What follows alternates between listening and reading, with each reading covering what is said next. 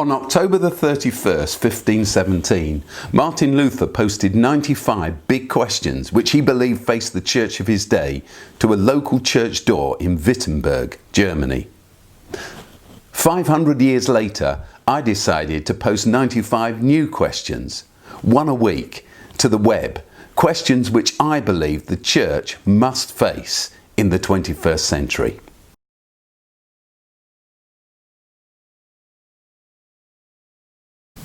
We are saved by faith alone. So announced Martin Luther back in 1517, and the reformation of the Western Church began. The result, faith, rather than good works being defined as the futile human efforts we try to make in order to meet God's standards, has been the cornerstone of Protestant Christianity ever since. But here's the problem. If I'm saved by my faith, it all boils down to my ability to believe, to muster the right thoughts, and enough of the right thoughts, and with the right intensity for enough of the time. That means that ironically faith becomes the biggest work of them all. And that creates all sorts of problems. Like, how much faith do I need to be saved? How much doubt is acceptable? When does reasonable doubt become too much doubt? Where's the line? Is there a line? Who's in? Who's out? Am I in? Am I out? The result of all this, huge salvation anxiety. How many church-going people do you know who are riddled with angst, guilt and worry because of all of this? It's not that faith alone isn't enough, it's that it's too much. It asks of people more than they can sustain. It leaves many of them broken, crushed and confused. They give up altogether. But over the last 50 years or so, a huge body of scholarly opinion has grown up which is categorical. Luther, and following him, all the other Reformation thinkers made a giant mistake. Although they chose to translate the little New Testament Greek word pistis as faith, in the sense of belief in God and Christ, actually it's far more accurately translated as faithfulness. And although on first hearing this might all seem rather boringly technical, in fact it changes everything. It changes the very nature of the meaning of what it is to be a Christian. Let me explain.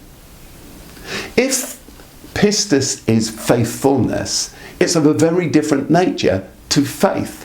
Faithfulness is about a firm commitment to a narrative or story, whatever you feel or believe at any particular moment in time. So sometimes faithfulness is far easier than at others. For me, sometimes faithfulness is about the sheer joy and the fulfillment of following Christ, but sometimes, in the face of the ups and downs of life, in the face of doubt and of temptation, it's been about more about just hanging on and digging in. Faithfulness, it turns out, is a risky commitment to a way of being and behaving in the face of my natural fears and uncertainties and doubts. Faithfulness embraces doubt as part of the journey. Faithfulness learns that struggle and setback are not its enemy, but instruments in the end that help strengthen it. In fact, sometimes faithfulness knows that it's about little more than simply hanging on to a story and doing its best to live in it in spite of what it happens to believe at that moment. Faithfulness, therefore, is about resilience, and it's about honesty. It's about a life lived to a commitment that you will not give up on, whatever you feel at any particular moment. On the other hand, the problem with the word faith is that it always leads us in the direction of belief, in the sense of an unswerving, unfailing intellectual assent to a set of theories and doctrines without any doubt. But pistis, once understood as faithfulness rather than faith, is more about action and behaviour than cerebral acceptance. In other words, living faithfully is a choice made in the face of doubt and setback. It's a commitment to live intentionally, whatever I feel. If Luther had grasped that pistis means faithfulness in the sense of dogged trust, of loyalty, of allegiance, rather than faith in the sense of the ability to unswervingly believe, he would have never coined his misleading slogan, "By faith alone." We are, it turns out, rescued, included, saved by God's grace, not by our faith. It's all about God and it's nothing to do with us. And then we're called to live faithfully to this great truth, that we're already in, that we're already chosen, that we're already accepted by God.